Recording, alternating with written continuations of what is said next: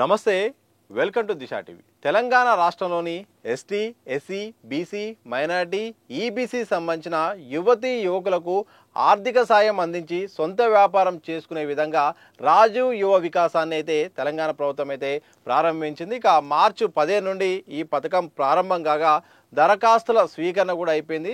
ఇప్పటికీ అధికారుల అంచనా ప్రకారం అందుతున్న సమాచారం ప్రకారం 16 లక్షల పైగా కూడా దరఖాస్తులు వచ్చాయి. ఇక దరఖాస్తుల పరిశీలన కూడా కొనసాగుతుంది. మే 31 వరకు పూర్తి స్థాయిలో మండల నియోజకవర్గ స్థాయిలో కూడా ఈ స్క్రూటినీ జరిగి జూన్ 2వ తారీఖు అంటే తెలంగాణ ఆవిర్భావ దినోత్సవం సందర్భంగా 2 నుండి దశల వారీగా ప్రతిరోజు కూడా ఎవరైతే ఎంపిక అవుతారో ఆ అభ్యర్థులకు బ్యాంకు నుండి ఆర్థిక సాయం సంబంధించిన లెటర్లు కూడా ఈ యొక్క ఆశావాలకు అందించేలాగా ప్రభుత్వం అయితే సిద్ధమైంది. ఈ సందర్భంలో అన్ని రకాల చర్యలు తీసుకుంది. 5 లక్షల మందికి మొదటి దశలో సాయం చేసే విధంగా సుమారు 6,000 కోట్లను కూడా ఇప్పటికే ప్రభుత్వం కేటాయించింది. ఇక బ్యాంకర్లతో కూడా అన్ని రకాలుగా సమావేశాలు నిర్వహించి పూర్తి స్థాయిలో కేటగిరీల వారీగా 50,000 నుండి 4 లక్షల వరకు ఆయా అభ్యర్థులు ఎంపికను బట్టి వాళ్ళ ఆర్థిక స్థితిగతులను బట్టి వాళ్ళ యూనిట్ను బట్టి వాళ్ళకు అవకాశాన్ని కల్పించాలని ఇప్పటికే ప్రభుత్వం నిర్ణయం తీసుకుంది. ఇక బ్యాంక్ అధికారులు కూడా కొన్ని మార్గదర్శకాలు కూడా జారీ చేసింది. ఇప్పటివరకు ఇదంతా బాగానే ఉంది, కానీ ఒక అంశము కొన్ని రోజులుగా తీవ్రంగా చర్చనీయాంశం అవుతుంది. అది అభ్యర్థుల ఒక ఆందోళన కూడా నెలకొంది. సాధారణంగా ప్రైవేటు అలాగే ప్రభుత్వ బ్యాంకుల్లో లోన్ ఇవ్వాలంటే సిబిల్ స్కోర్ అనేది తప్పనిసరిగా చూస్తారు. సిబిల్ స్కోర్ని బట్టి కూడా లోను ఇవ్వాలా వద్దా, ఇస్తే ఎంత ఇవ్వాలి, ఒకవేళ సిబిల్ లేకపోతే ఎలాంటి ఛార్జీలు తీసుకునో రకరకాల కారణాల వల్ల కూడా లోన్ అనేది ఆధారపడి ఉంటుంది. అంటే సిబిల్ అనేది తప్పకుండా లోన్ పైన ఆధారపడి ఉండాల్సిన పరిస్థితి వచ్చింది. ఈ సందర్భంలో చాలామంది అభ్యర్థులకు సిబిల్ స్కోర్ లేదు. కొందరు సరైన విధంగా అంటే కొన్ని సందర్భాల్లో ఫైనాన్స్ తీసుకోవడం వల్ల, లోన్ తీసుకోవడం వల్ల సకాలంలో కట్టకపోవడం వల్ల సిబిల్ స్కోర్ అనేది వాళ్ళకు అనుకున్నంత లేకపోవడంతో వాళ్లకు ఇక రాజీవ్ యువ వికాసం అనేది రాదు అనేది కొంతకాలంగా ప్రచారం జరుగుతుంది. అధికారులు కూడా ఇప్పటికే రాజీవ్ యువ వికాసం అయినప్పటికీ కూడా సిబిల్ స్కోర్ అనేది ప్రామాణికత ఉంటుంది, దాన్ని బట్టే రుణాలు కూడా ఇస్తామని కూడా ఇప్పటికే అధికారులు అయితే సూచనాప్రాయంగా చెప్పారు. దీంతో ఒక్కసారిగా ఆశావాళ్ళు మాత్రం టెన్షన్ నెలకొంది. ఎందుకంటే ఇప్పటికే ఆర్థిక పరిస్థితి బాగాలేదు, సరిగా లోన్లు రాక ఇబ్బంది పడుతున్నాము, బ్యాంకు బ్యాలెన్స్ లేక ఇబ్బంది అవుతుంది. గతంలో కొన్ని కారణాల వల్ల కట్టలేని సందర్భంలో ఇక బ్యాంకు నుండి ఇప్పటికే రుణాలు రాని పరిస్థితి, ఏ రకంగా ఇబ్బంది ఉన్న పరిస్థితిలో ప్రభుత్వమే ఇక సాయం చేస్తుంది అనుకుంటే ఈ సందర్భంలో బ్యాంకు వాళ్ళు సిబిల్ స్కోర్ లింక్ పెడితే మా పరిస్థితి ఏందని అభ్యర్థులు చాలామంది ఆందోళన వ్యక్తం చేశారు. ఈ సందర్భంలో తెలంగాణ రాష్ట్ర ఆర్థిక మంత్రి బట్టి విక్రమార్క మాత్రం ఆశావహులకు గుడ్ న్యూస్ అయితే చెప్పారు.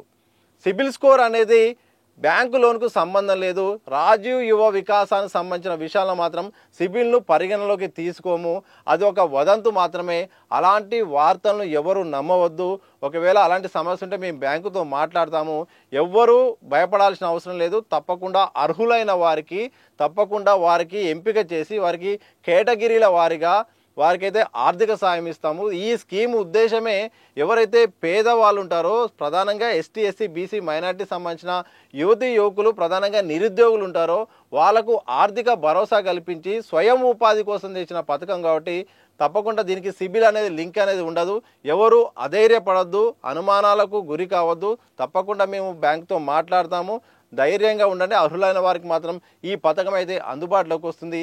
వదంతులు మాత్రమే, ఇది ఒక ఫేక్ న్యూస్ మాత్రమే, దీన్ని నమ్మవద్దంటూ కూడా చాలా క్లియర్గా ఉప ముఖ్యమంత్రి అయితే బట్టి గారు అయితే చాలా స్పష్టత అయితే వ్యక్తం చేస్తారు. దీంతో ఒక్కసారిగా ఆశాభావాలు అయితే కాస్త ఆశాభావం అయితే ఎదురైంది. వాళ్ళకు కాస్త ఈ ఇప్పుడున్న పరిస్థితుల్లో కొంతకాలంగా జరుగుతున్న సిబిల్ ఆ రాజీవ్ యువ వికాసానికి సిబిల్ అనే లింకు అనేది తప్పనిసరి చేస్తుండ్రు. ఇక సిబిల్ లేకపోతే లోన్ రాదు అని జరుగుతున్న ప్రచారం నేపథ్యంలో తాజాగా ఉప ముఖ్యమంత్రి చేసిన వ్యాఖ్యలు మాత్రం అభ్యర్థులకు చాలా ఒక ఇప్పుడున్న పరిస్థితుల్లో ఒక తీపు కబురు లాంటిది.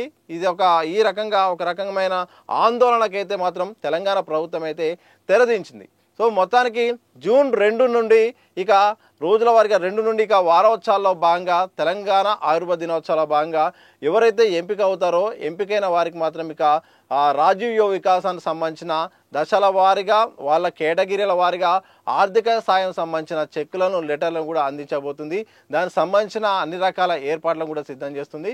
ఇక రాజీవ్ యువ వికాసానికి అత్యంత ప్రాధాన్యత ఇస్తుందని కూడా ఇప్పటికే ప్రభుత్వం చాలా సందర్భాల్లో ప్రకటనలు చేసింది. ఇక అభ్యర్థులు కూడా చాలా భారీ ఎత్తున 16 లక్షల పైన దరఖాస్తులు వచ్చాయంటే ఏ స్థాయిలో ఈసారి ఒక్కొక్కరు అప్లై చేసుకున్న అర్థం చేసుకోవచ్చు. ఈ రకంగా మొత్తానికి మాత్రం తెలంగాణ ప్రభుత్వం అయితే మాత్రం రాజీవ్ యువ వికాస పథకానికి సిబిల్ స్కోర్ అనేది లింకు లేదు. సిబిల్ స్కోర్ను బట్టి మాత్రం లోన్ అనేది డిసైడ్ కాదు.